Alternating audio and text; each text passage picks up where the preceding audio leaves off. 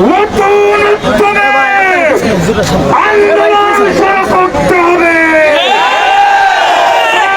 জুলুম নির্যাতন করে ইসলামী আন্দোলনের অগ্রযাত্রাকে রুখে দেওয়ার যারা দিবা স্বপ্ন দেখে তারা ভুলের মধ্যে আছে। পরিষ্কার আহ্বান, আমাদের রাহবরের নেতৃত্বে যে আন্দোলন শুরু হয়েছে, এই আন্দোলনের মাধ্যমে জুমার নামাজ সংক্ষিপ্ত আপনাদেরকে অভিনন্দন জানাবেন। আমাদের কাঙ্ক্ষিত বরেণ্য মুক্তিপ্রাপ্ত সিপাহসালার শাইখুল হাদিস ইবনে শাইখুল হাদিস হযরতুল আল্লাম মামুনুল হক হাফিজাহুল্লাহ।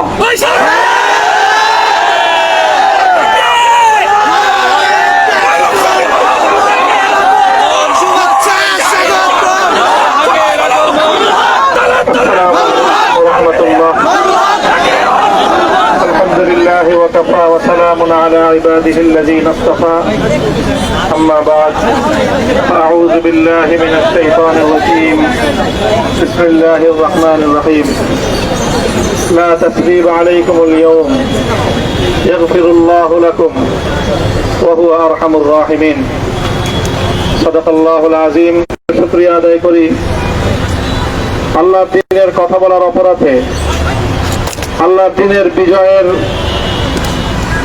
ঝান্ডা এবং চেতন উড্ডীন করার প্রত্যয় ব্যক্ত করার অপরাধে, আল্লাহর জমিনে আল্লাহর দ্বীন প্রতিষ্ঠার আন্দোলনের অপরাধে আমরা অনেক ভাই কারারুদ্ধ হয়েছিলাম।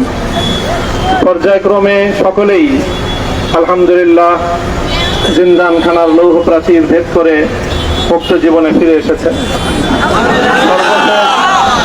আজ আমার মুক্তির মধ্য দিয়ে 2021 সালে হেফাজতে ইসলাম বাংলাদেশ এবং এদেশের আলেম সমাজের উপর ইতিহাসের অন্যতম এক গভীর ষড়যন্ত্র এবং চক্রান্ত